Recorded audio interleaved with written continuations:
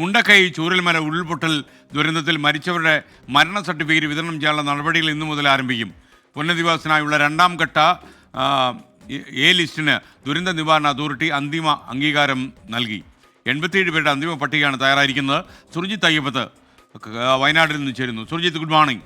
യഥാർത്ഥത്തിൽ ഈ പ്രതിഷേധങ്ങളൊക്കെ ഒരുവിധം അടങ്ങി എന്നാണോ നമ്മൾ മനസ്സിലാക്കുന്നത്? Good morning S K. ഇന്നലെ മന്ത്രി കെ രാജൻ വയനാട്ടിലെത്തിയിരുന്നു.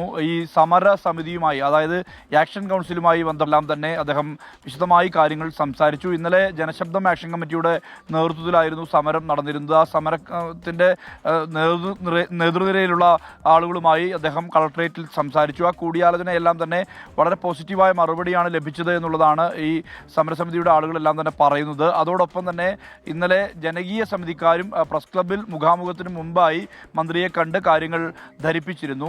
അതിലെല്ലാം തന്നെ താൽക്കാലികമായി തൃപ്തികരമായ രീതിയിലുള്ള കാര്യങ്ങൾ എന്നുള്ള തരത്തിൽ തന്നെ പറയേണ്ടി വരും. ഇതിനിടയിലാണ് ഈ മുണ്ടക്കൈ ചൂരൽമല ബി ലിസ്റ്റിലെ രണ്ടാം പട്ടികയിലെ ബി ലിസ്റ്റ് പുറത്തിറങ്ങിയത്.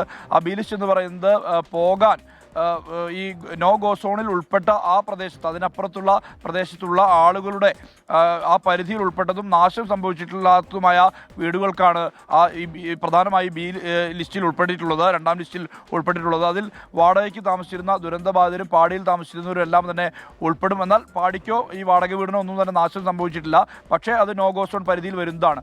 അങ്ങനെയുള്ള സ്ഥലങ്ങളെയാണ് ഉൾപ്പെടുത്തിയിട്ടുള്ളത്.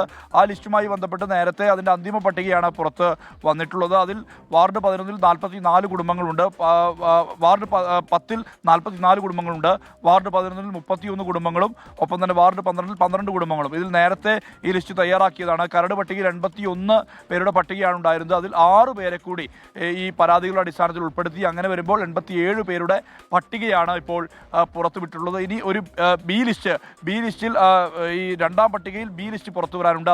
അതിലാണ് പ്രധാനമായും തർക്കങ്ങൾ ഉണ്ടാവുക. കാരണം വഴിയടഞ്ഞ പ്രദേശങ്ങൾ, ഒറ്റപ്പെട്ട പ്രദേശങ്ങൾ, അത്തരത്തിലുള്ള കുടുംബങ്ങളെയാണ് ഈ ബി ലിസ്റ്റിൽ ഉൾപ്പെടുത്തിയിട്ടുള്ളത്. അതുമായി ബന്ധപ്പെട്ട് ധാരാളം പരാതികൾ ലഭിച്ചിട്ടുണ്ട്.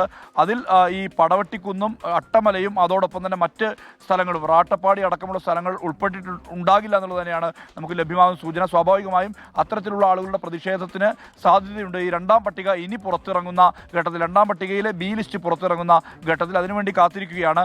അതേസമയം ഇന്ന് മുതൽ തന്നെ ഈ മരിച്ചവരുടെ ഈ മരണ സർട്ടിഫിക്കറ്റ് ഉൾപ്പെടെയുള്ള കാര്യങ്ങൾ വിതരണം ചെയ്യാനുള്ള നടപടികൾ വേഗത്തിലാക്കിയിട്ടുണ്ട്. ഇന്നലെ തന്നെ നടപടി പൂർത്തിയായിട്ടുണ്ട്. ഒപ്പം തന്നെ ഈ ചൂരൽമലയെ പുനർനിർമ്മിക്കുക എന്നുള്ള ദൗത്യം കൂടി സർക്കാർ ഏറ്റെടുത്തിട്ടുണ്ട്. അതായത് റീബിൽഡ് ചൂരൽമല എന്നുള്ള ദൗത്യം തന്നെയാണ് സർക്കാർ ഏറ്റെടുത്തിട്ടുള്ളത്. അതുമായി ബന്ധപ്പെട്ട് റോഡുകൾ, പാലങ്ങൾ ഇതെല്ലാം തന്നെ നിർമ്മിക്കുന്ന രീതിയിലേക്ക് അത് സമാന്തരമായി തന്നെ നടക്കുമെന്നുള്ളതാണ് മന്ത്രി കെ രാജൻ പ്രഖ്യാപിച്ചിട്ടുള്ളത്. 27-നാണ് ഈ തറക്കല്ലിടൽ വയനാട് എലക്ഷൻ എസ്റ്റേറ്റിൽ നടക്കുന്നത്. ആദ്യഘട്ടത്തിൽ എലക്ഷൻ എസ്റ്റേറ്റാണ് പുനരധിവാസത്തിനായി ഏറ്റെടുക്കുന്നത്. നെടുമ്പാല എസ്റ്റേറ്റ് നിലവിൽ ഏറ്റെടുക്കുന്നില്ല. അത് ഇതിന് ശേഷമാകും ആ നടപടിയിലേക്ക് കടക്കുക. എന്തായാലും എല്ലാവർക്കും വീടുകൾ ലഭ്യമാക്കുക എന്നുള്ള ദൗത്യത്തിലേക്ക് സർക്കാർ കടക്കും. ഇപ്പോൾ നിലവിൽ DDMA അംഗീകരിച്ച പട്ടികയാണ് ഇപ്പോൾ സർക്കാരും ആ നടപടിയിലേക്ക് കടക്കുന്നത്. ആക്ഷേപങ്ങൾ ഉയരുമ്പോൾ സ്വാഭാവികമായും അത് കൃത്യമായ രീതിയിൽ തന്നെ സർക്കാർ മുന്നിലെത്തുമ്പോൾ പരിശോധന നടത്തുമെന്നുള്ളതാണ് ഇന്നലെ മന്ത്രി കെ രാജൻ പറഞ്ഞത്. SK.